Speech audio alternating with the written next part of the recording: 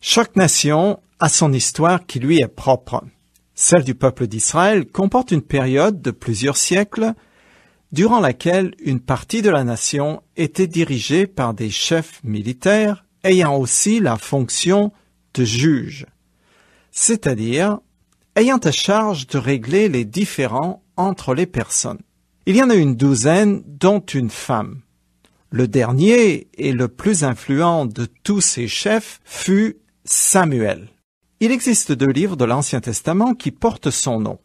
Mais à l'origine, dans les manuscrits hébreux, il constituait un seul ouvrage. C'est dans l'ancienne version grecque qu'il se trouve scindé en 2, portant le nom de premier et deuxième livre des règnes. Ce découpage a été suivi dans la traduction latine, puis par nos versions françaises. Une tradition des rabbins fait de Samuel le principal auteur du premier livre, des 24 premiers chapitres en tout cas. 2 prophètes, Nathan et Gad, auraient écrit le reste. Avec le livre des juges qui le précède et les livres des rois qui les suivent, les livres de Samuel font partie de cet ensemble de textes qui relatent la longue histoire des défaillances du peuple d'Israël qui va les conduire à l'exil. Le thème central de ces 2 livres de Samuel est la monarchie israélite, et l'auteur est celui qui l'a instituée en désignant et oignant Saül puis David, les 2 premiers rois, et en définissant leurs responsabilités. À cet égard, Samuel peut être comparé à Moïse, qui a donné à Israël ses institutions fondamentales, les tables de la loi. Saül est le roi qui satisfait les désirs des Israélites. Il laissera un mauvais exemple de ce que l'exercice du pouvoir royal peut donner. David, par contre, est le souverain qui correspond aux désirs de l'Éternel. C'est lui qui a posé les fondements d'une monarchie solide et même d'une dynastie à laquelle est promis par l'Éternel un avenir brillant et durable parce que éternel. Cela est particulièrement important car le premier message de Jean-Baptiste, le précurseur de Jésus-Christ, était « Repentez-vous car le royaume des cieux est proche ». Ce royaume dont il parlait correspondait à cette dynastie que l'Éternel avait promise à David. Il s'agit d'un vrai règne ayant commencé à un moment défini de l'histoire des hommes, en un lieu précis de la terre et avec le roi David régnant sur des sujets israélites. À cause des défaillances humaines, ce royaume est tombé dans les oubliettes de l'histoire comme tous les autres. Mais à la différence des règnes des hommes qui surgissent et disparaissent à tout jamais, le royaume de David sera réintroduit par Jésus-Christ lorsqu'il viendra lui-même pour établir le millénium sur toute la terre et y régner en tant que seul souverain, le roi des rois et le seigneur des seigneurs. Même si le futur est glorieux, il n'en fut pas ainsi de l'établissement de la première monarchie israélite, celle-ci ayant eu lieu dans un contexte particulièrement sombre. Le temps des chefs juges qui s'achève avait été caractérisé par l'infidélité persistante d'Israël envers son Dieu. De plus, l'époque de Samuel est marquée par les guerres incessantes contre les Philistins, un peuple qui vivait dans le sud-ouest de la Palestine en bordure de la Méditerranée. C'est la pression exercée par ses ennemis qui fait qu'Israël désire un roi qui conduise ses armées au combat. Mais il ne s'agit là que d'une solution boiteuse, car la victoire sur l'ennemi dépend avant tout de la fidélité du peuple à l'Éternel. Il en est ainsi depuis que Dieu a libéré Israël de l'esclavage égyptien par l'intermédiaire de son serviteur Moïse. Cette vérité fondamentale est démontrée à nouveau durant tout le temps où Israël est dirigé par le chef juge Samuel. Mais malgré tout, la demande d'Israël est insistante. Je la cite. « Nous voulons un roi, nous voulons, nous aussi, être dirigés comme tous les autres peuples. Notre roi rendra la justice parmi nous et prendra notre commandement pour nous mener au combat. » Fin de citation. Cette détermination du peuple est un manque de foi en l'Éternel pour assurer sa sécurité. Pourtant, l'institution de la royauté ne constitue pas une mauvaise chose en soi, puisqu'elle avait déjà été prévue par Moïse dans le Deutéronome, son 5e livre. En effet, c'est la forme de gouvernement préférée de Dieu.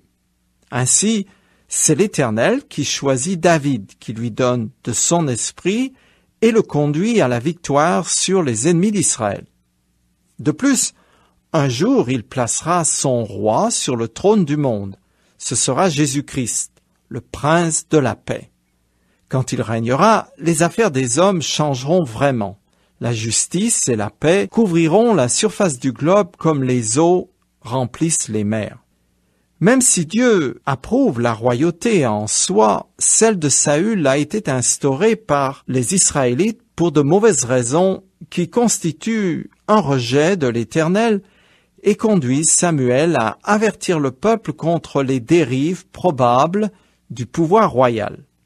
Celui-ci n'est pas la solution à tous les maux qui affligent le peuple de Dieu. En fait, tout dépend de l'attitude du roi vis-à-vis de l'Éternel, car la monarchie ne doit pas remettre en cause l'alliance qui lie Israël à son suzerain, à l'Éternel, son souverain véritable. Le pouvoir royal ne fonctionne bien que si le souverain en place se considère comme un instrument de Dieu pour assumer son règne sur son peuple. C'est pourquoi, dès son origine, la royauté israélite est placée dans le cadre de l'alliance, pour qu'elle ne soit pas exercée comme chez les autres peuples. Chez les Israélites, c'est la parole de Dieu qui définit la ligne d'action du pouvoir royal. D'abord, par l'intermédiaire du chef juge Samuel, ensuite par les grands prêtres qui interrogent l'Éternel au moyen de l'Urim et du Thummim, afin d'obtenir un oui ou un non de sa part. Puis, on voit apparaître les premiers prophètes de cour, Nathan et Gad. C'est ainsi qu'un document légal définissant le droit régissant l'exercice du pouvoir royal est déposé dans le sanctuaire de l'Éternel. Le roi n'aura donc pas tous les droits. Il devra gouverner dans l'obéissance à la volonté divine et dans le respect des lois de l'alliance que Moïse a établies sur le mont Sinaï. La volonté et l'action du roi sont de cette façon subordonnées à la parole de Dieu. Sa dépendance à l'égard de l'Éternel se signale aussi par l'octroi du don de l'Esprit qui lui permet d'accomplir des exploits militaires. Mais ceci dit, les institutions humaines ont des limites que souligne bien l'auteur. En effet, le livre de Samuel s'ouvre sur 2 fiascos que l'auteur met intentionnellement en parallèle. D'une part, la déchéance du sacerdoce, dévoyé par les fils du prêtre Élie, et d'autre part la faillite de la royauté de Saül. Cependant, Dieu, dans sa souveraineté, remplace Élie par Samuel et Saül par David. Une fois roi, celui-ci va d'abord unifier les 12 tribus et ensuite achever la conquête qui traîne depuis des siècles, depuis l'époque de Josué. Il va assujettir l'ensemble des territoires que l'Éternel avait promis à Abraham et pacifier son royaume en mettant ses ennemis hors d'état de nuire. Par exemple, les conflits avec les Philistins duraient depuis toujours et avaient engendré des guerres meurtrières sous le règne du premier roi Saül. C'est David qui les écrasera au point où ils ne constitueront plus une menace pour Israël. Ce grand roi va ainsi donner à son peuple cette existence paisible promise par Moïse dans son livre du Deutéronome et qui était nécessaire à l'établissement d'un lieu de culte unique et définitif. David conquiert aussi Jérusalem qu'il choisit comme sa capitale et où il fait venir le coffre sacré de l'Alliance, symbole de la présence divine. Il exprime le désir de construire un temple à l'Éternel, mais c'est son fils, Salomon, qui l'érigera. En fin de compte, et malgré les circonstances déplorables dans lesquelles elle a été instituée, la royauté a été voulue par Dieu pour réaliser ses projets, pour Israël d'abord, et ensuite pour le monde entier. Cependant, David a failli misérablement. Il avait, à grand-peine, réussi à rallier les 12 tribus derrière sa bannière et à unifier son royaume autour de Jérusalem. Mais en se rendant coupable d'un adultère et d'un meurtre par personne interposée, il va provoquer la zizanie au sein de la famille royale. Un inceste et un meurtre, contre lesquels il ne pourra moralement pas réagir comme il aurait normalement dû, parce qu'il s'était lui-même rendu coupable de crimes semblables. Se laisser aller va avoir des répercussions politiques désastreuses. Son fils Absalom va se dresser contre son père et gagner à sa cause la majorité des Israélites. Cet incident très douloureux sera suivi par une autre révolte des tribus du Nord. C'est ainsi que la royauté de David a déjà commencé à se lézarder de son vivant. Le schisme de la nation d'Israël, qui surviendra après la mort de son fils Salomon, et la catastrophe de l'exil trouvent déjà leurs racines dans les gros écarts commis par David. Malgré cela, la promesse d'une royauté éternelle faite par l'Éternel n'est pas remise en question. Elle s'accomplira en la personne d'un roi issu de la dynastie davidique.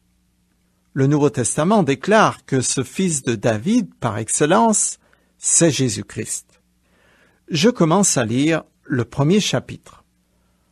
Un homme nommé Elkana vivait à Rama dans la région montagneuse d'Éphraïm. Il était fils de Jéroham et petit-fils d'Élihu, un Éphraïmite. Il avait épousé 2 femmes. L'une s'appelait Anne et l'autre Pénina. Pénina avait des enfants, mais Anne n'en avait pas. Versets 1 à 2. Ce livre s'ouvre sur l'arrière-plan de la naissance du futur juge-chef Samuel. D'après un autre texte, cet homme, Elkana, est un lévite issu d'une lignée dont les descendants officiaient comme chanteurs lors des cultes rendus à l'Éternel. Il habitait sur le territoire de la tribu d'Éphraïm à environ 25 km au nord de Jérusalem. Sa première femme, Anne, étant stérile, il en a pris une autre parce qu'à cette époque, ne pas avoir d'enfant était la plus grande des calamités, bien pire que la mort. D'après d'autres textes, nous savons que la polygamie était tolérée, mais non sanctionnée par Dieu. Les Écritures apportent souvent des faits ou des histoires sans faire aucun commentaire. Ainsi, quand Abraham s'est servi de la servante de Sarah pour avoir une descendance, l'Éternel n'a rien dit. Mais le fils Ishmaël, qui est né de cette union, est devenu l'ancêtre de tous les Arabes qui depuis toujours sont en conflit avec les Israélites. Je continue le texte. Chaque année, Elkana se rendait à la ville à Silo pour y adorer l'Éternel, le Seigneur des armées célestes, et pour lui offrir des sacrifices. Les 2 fils d'Élie, Ophni et Phinéas, y officiaient comme prêtres de l'Éternel. Verset 3. La ville de Silo était située à une 40aine de kilomètres au nord de Jérusalem. C'est là que se trouvait alors le coffre de l'Alliance, symbole de la présence de Dieu, et la tente de la rencontre, précurseur du futur temple de Salomon. Chaque année, tous les Israélites, hommes, étaient tenus de se rendre au sanctuaire central lors des 3 grandes fêtes de pèlerinage. Le texte précise que les 2 fils d'Élie étaient les prêtres de service. Cependant, plus loin, on apprend qu'ils étaient en réalité des fils du diable.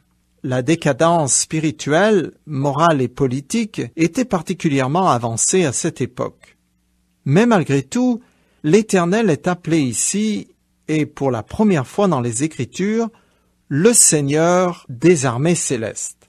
Cette expression sera souvent utilisée par les psalmistes et par les grands prophètes Ésaïe et Jérémie. C'est une façon de présenter Dieu comme le chef des armées angéliques et qui met en avant sa souveraineté sur l'univers et sur les affaires des hommes. Je continue. Le jour où Elkana offrait son sacrifice, il attribuait des parts de viande à sa femme Pénina et à tous ses enfants, et il donnait une double part à Anne, parce qu'il l'aimait, bien que le Seigneur l'ait empêché d'avoir des enfants. Sa rivale ne cessait de la vexer pour l'irriter contre Dieu de ce qu'il l'ait rendue stérile. Cela se reproduisait chaque année. Toutes les fois qu'Anne se rendait au sanctuaire de l'Éternel, Pénina l'exaspérait. Alors Anne pleurait et restait sans manger. Elkana lui demandait « Anne, pourquoi pleures-tu? Pourquoi restes-tu sans manger?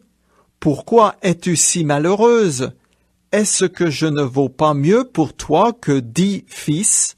Versets 4 à 8.